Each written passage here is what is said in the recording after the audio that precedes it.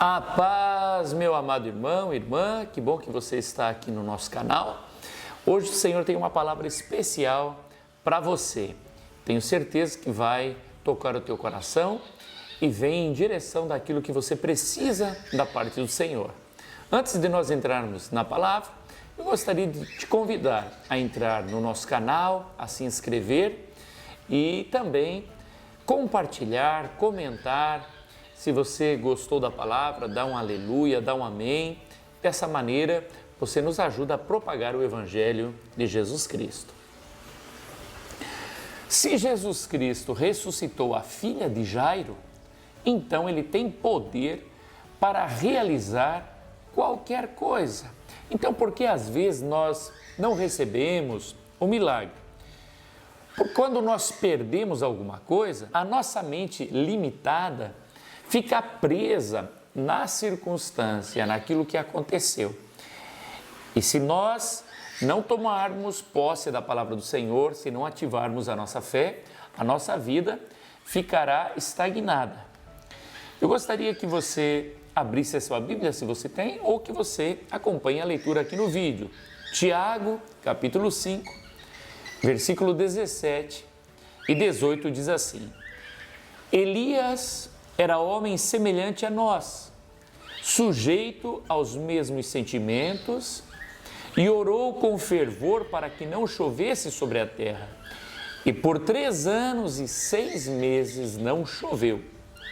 Depois orou de novo, e então o céu deu chuva, e a terra produziu os seus frutos. A diferença entre nós e Elias, eu digo para você que é que Elias orou. Porque quando a gente estuda a vida de Elias, a gente percebe que ele também teve medo, que ele também parece que sofreu de uma depressão, de uma angústia tão grande. E quando nós permitimos que os nossos medos, as nossas paixões ditem o rumo de nossas vidas, aí nós vamos viver uma vida de derrota e de estagnação. Porém, se como Elias nós decidirmos orar, contrariando, meu querido, os sentimentos, contrariando as circunstâncias, nós vamos perceber que nós vamos mudar a atmosfera do lugar que estamos vivendo e Deus entrará em ação. Nessas circunstâncias em que Elias estava vivendo, o povo estava passando fome, o povo estava afastado de Deus, porque havia um rei, o rei Acabe e Jezabel, que governavam debaixo de influência maligna. E isso trazia grande miséria, tristeza para o povo. O povo estava passando fome, o povo estava doente e, principalmente, o povo estava longe de Deus e adorando outros deuses. Então Elias ele toma a decisão de mudar aquela situação. Ele poderia se acovardar, ele poderia ficar aplastado, amargurado, mas ao contrário, ele tomou a decisão de agir.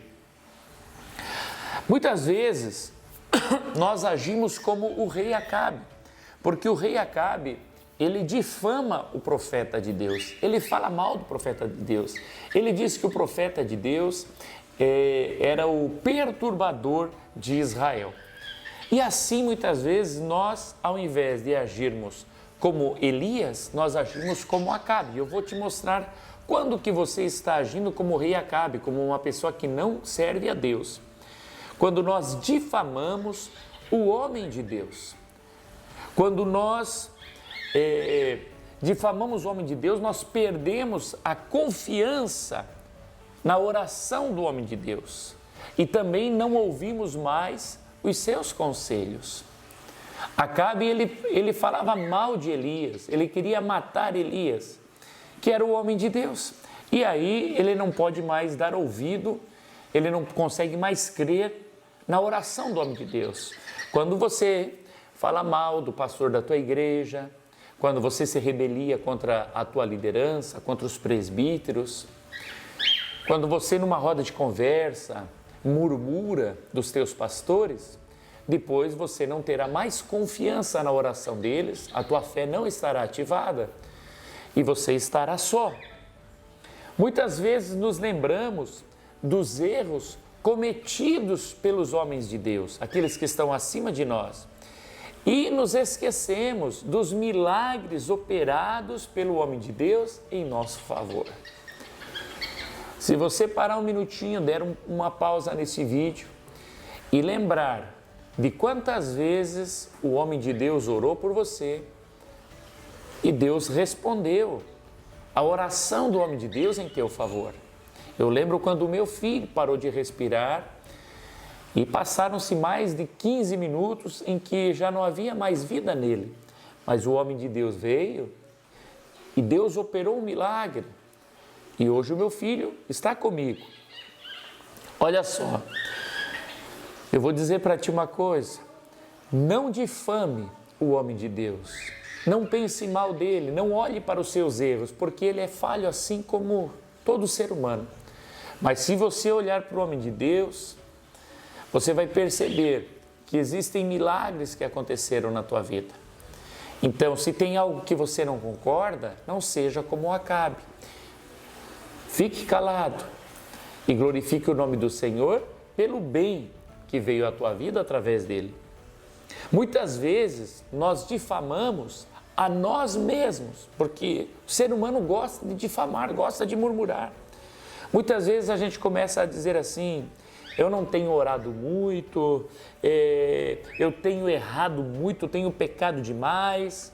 Nós nos lembramos dos nossos pecados na hora da dificuldade, na hora da luta, quando na verdade deveríamos lembrar-nos que fomos comprados e lavados pelo sangue do Cordeiro. Deveríamos nos lembrar que o Senhor morreu na cruz do Calvário para perdoar os nossos pecados. Mas muitas vezes nós começamos: eu agora não posso orar, como que eu agora vou pedir a mão de Deus em meu favor, se eu sou todo errado? Meu querido, esquece essa parte e lembra que o sangue de Jesus Cristo já perdoou todos os teus pecados. E ore com fé, porque o milagre vai acontecer. Quando nós olhamos para os heróis da fé em Hebreus 11, a gente fica impressionado como Deus olha para o ser humano de maneira diferente. Quando nós olhamos para Sansão, nos lembramos que ele entregou o segredo, que ele foi um boca aberta, que ele falou quando não deveria falar, que ele caiu na armadilha de Dalila.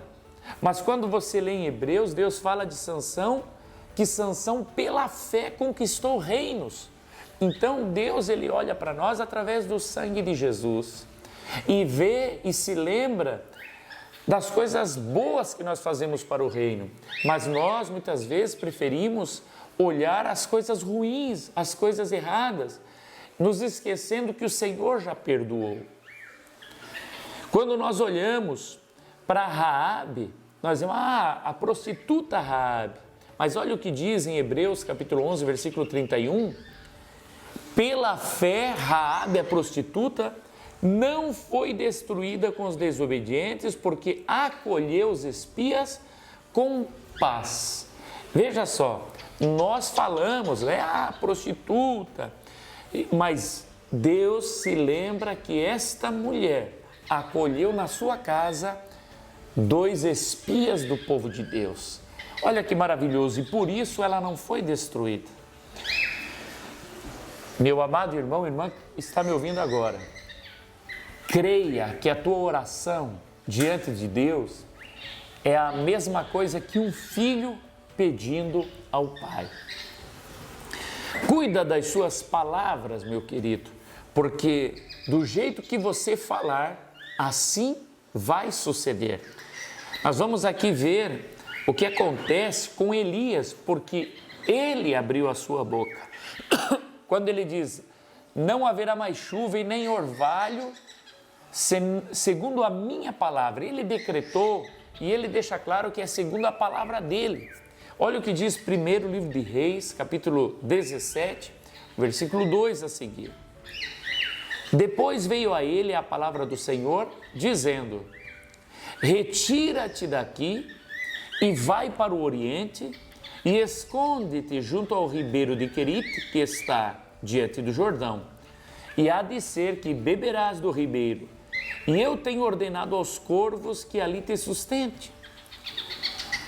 Foi, pois, e fez conforme a palavra do Senhor, porque foi e habitou junto ao ribeiro de Querite, que está diante do Jordão. E os corvos lhe traziam pão e carne pela manhã, como também pão e carne, e bebia do ribeiro. Olha só que coisa, irmãos. Versículo 7.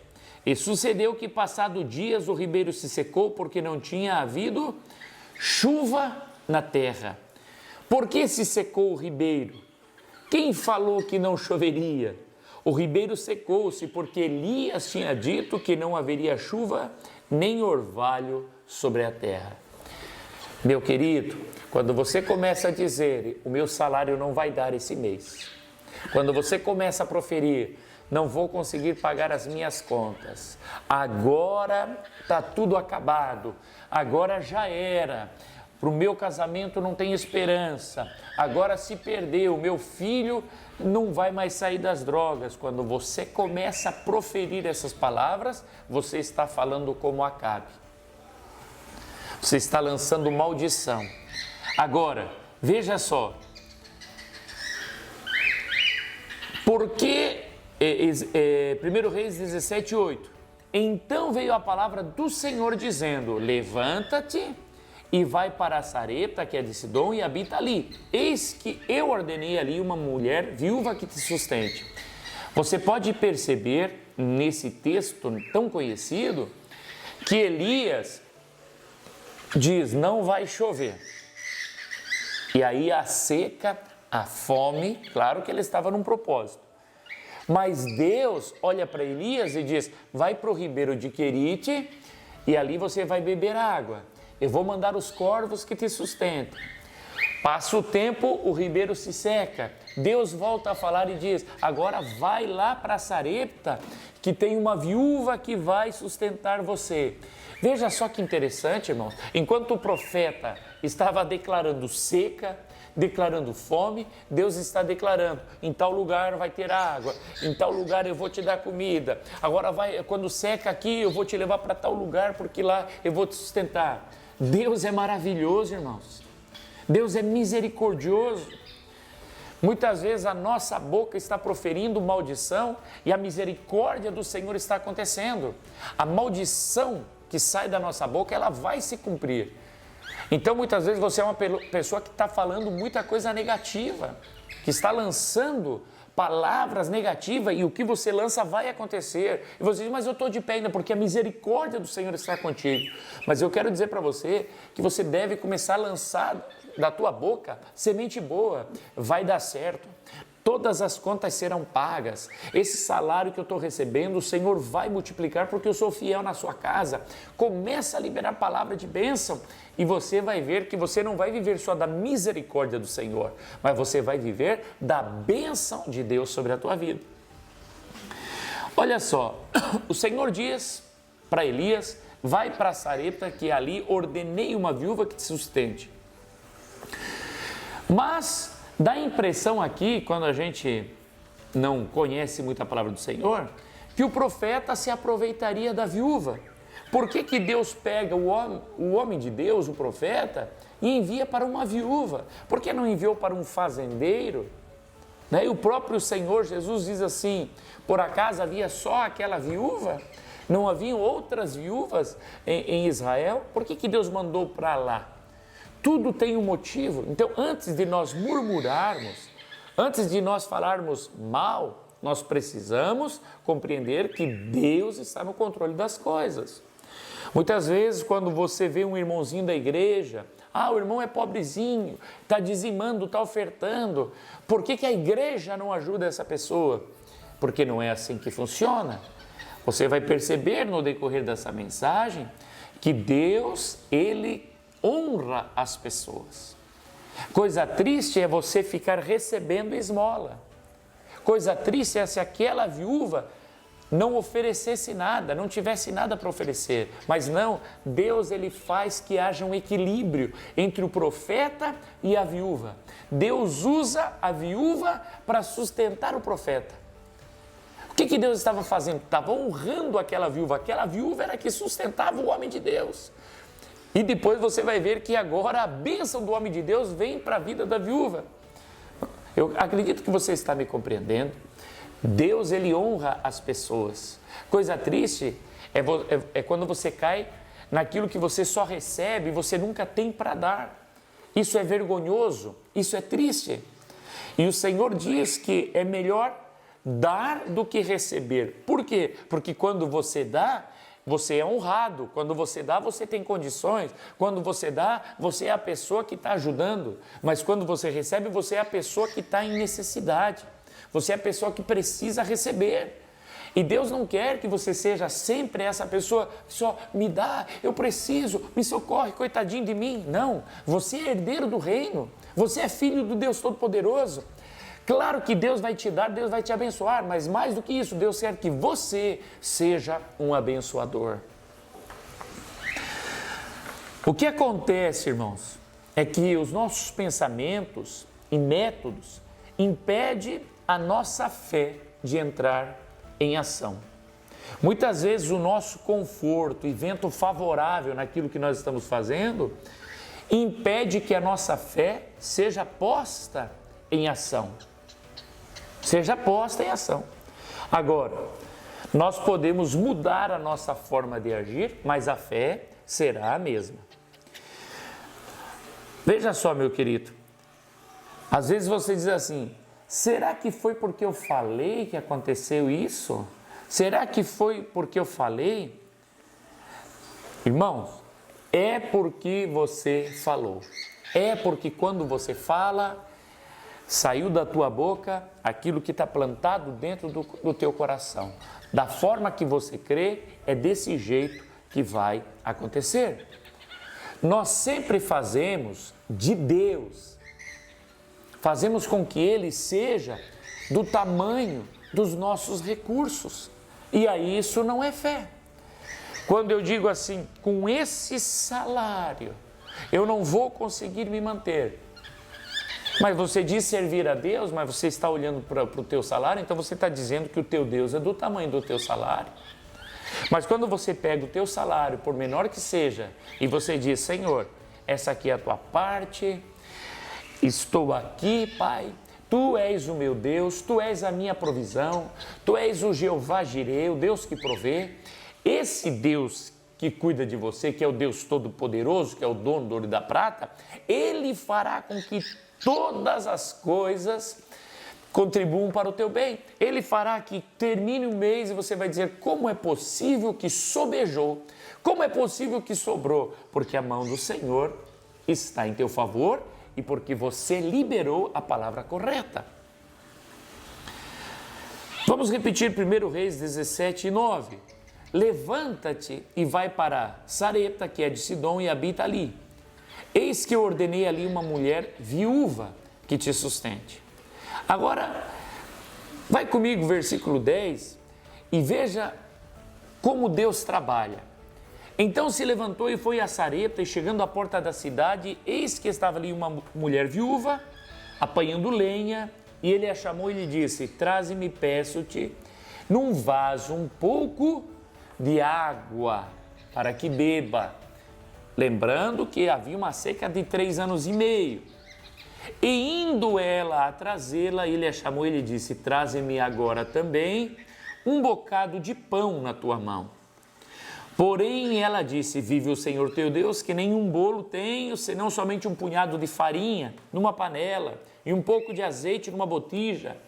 E vês, aqui apanhei 2 cavacos e vou prepará-los para mim e para o meu filho, para que comamos e morramos. Olha a palavra da viúva. Mas eu quero voltar um pouquinho. Veja que o profeta chega na cidade, o Senhor tinha dito para ele: ordenei ali uma viúva que te sustente. Será que o Senhor esqueceu de avisar a viúva que o profeta chegaria ali? Porque essa senhora não parece estar avisada que o homem de Deus chegaria ali. Por que Deus não falou para aquela viúva, olha, vai vir um homem aqui, profeta, e você vai sustentá-lo? Por quê? Porque Deus sempre exige fé. Se Deus tivesse chegado e falado para aquela mulher, ou usado de uma visão, a mulher saberia, o homem vai vir, o homem de Deus vai me abençoar, e o que eu tiver eu vou dar para ele, mas não seria fé. Deus sempre vai exigir fé de você. Então, esta mulher, ela também está sendo posta à prova. O profeta diz assim, traze-me um pouco de água. Eles estão em seca, a mulher agiu por fé. Provavelmente ela tinha pouca água, ela, tá, vou levar um pouquinho de água. Mas o profeta vai além disso, traz também um pão para mim. Aí ela não aguentou. Aí a fé dela começou a desabar, porque daí ela diz assim, vive o Senhor teu Deus, meu querido, mas eu não tenho pão para dar para você. Eu não tenho nada, só um pouquinho de farinha na minha casa aqui, um pouquinho de azeite, eu vou fazer um bolinho pequeno para mim e para o meu filho. Vamos comer e vamos morrer. Ela estava dizendo, eu não vou dar nada para você. Presta atenção. Muitas vezes o que você tem é tão pouco e você diz, vou comer aqui e vou morrer. O que você está fazendo dessa forma, você está comendo a semente. Não coma a semente. Tem gente que diz assim, se eu der o dízimo, se eu ofertar, aí vai faltar. Não, você está comendo a semente. Não coma a semente. Plante a semente. Porque é ali que está o segredo da tua vitória. Olha só. A viúva, ela parece que ela não identificou que havia chegado na sua casa um profeta, dá impressão assim. Então, ela não se limitou depois às suas palavras, ela foi longe, porque ela poderia ter terminado dizendo assim, só tenho um pouquinho de farinha, um pouquinho de azeite, vou fazer um bolinho para mim e meu filho comer. Pronto, acabou. Mas não, ela não se limitou, ela largou uma palavra de maldição. Diante das circunstâncias que ela estava, ela não aguentou e largou a palavra. Ela disse, para que comamos e morramos. Gente, que terrível. Muitas vezes nós agimos assim. Diante das circunstâncias, a gente larga a palavra de maldição. Eu vou pagar essa conta e depois o resto tô morto, não vou pagar mais nada, vou me endividar tudo. Não fala isso. Você diz assim, vou pagar essa conta e o meu Deus vai me dar vitória e nós vamos conseguir pagar a outra. Vamos conquistar isso aqui e depois vamos conquistar ali. Lança a palavra de bênção sobre a tua casa, sobre a tua família. Veja só, vou repetir contigo a leitura, no versículo 11. 1 Reis 17, 11. Porém ela disse, vive o Senhor teu Deus, que nem um bolo tenho, senão somente um punhado de farinha numa panela e um pouco de azeite numa botija. E vês aqui, apanhei uns gravetos e vou prepará-lo para mim e para o meu filho, para que comamos, aqui tinha que terminar, e morramos. Rapaz, nós agimos desse jeito. Mas nesse momento, entra a palavra do profeta, que está caminhando debaixo da unção de Deus. Olha o que ele diz no versículo 13. E Elias lhe disse, não temas. E é a palavra que eu digo para você hoje que está me ouvindo, assustado com as circunstâncias da tua vida. Não temas. Vai, faze conforme a tua palavra, porém faze dele primeiro para mim um bolo pequeno e traze-me aqui. Depois farás para ti e para teu filho. Porque assim diz o Senhor Deus de Israel, a farinha da panela não se acabará e o azeite da botija não faltará até o dia em que o Senhor Deus dê chuva sobre a terra. Olha que palavra que o profeta lança, que palavra poderosa, irmão, coisa linda. O profeta está dizendo para a viúva, não vai acabar a farinha, não vai acabar o azeite, até que volte a chover e aí você vai voltar a trabalhar, porque aquela viúva não tinha como plantar, não tinha mais aonde comprar a farinha, não tinha mais aonde comprar azeite, porque a seca havia matado tudo. Quem sabe a circunstância na tua vida está assim, está sem trabalho, está endividado, está complicado, parece que não tem solução. O Senhor diz para você: ei, entrega a parte do Senhor, leva algo aí na igreja que você serve ao Senhor, leva a tua oferta e diga: Senhor, está aqui um bolinho pequeno, Pai. E o Senhor diz para você: fica tranquilo, não vai acabar a farinha da panela, não vai acabar o azeite da botija. É o Senhor, é promessa de Deus sobre a nossa vida. Graças a Deus, meus irmãos, pela vida do profeta, que não anda segundo as circunstâncias da vida e nem ora conforme as suas paixões e nem conforme os seus sentimentos.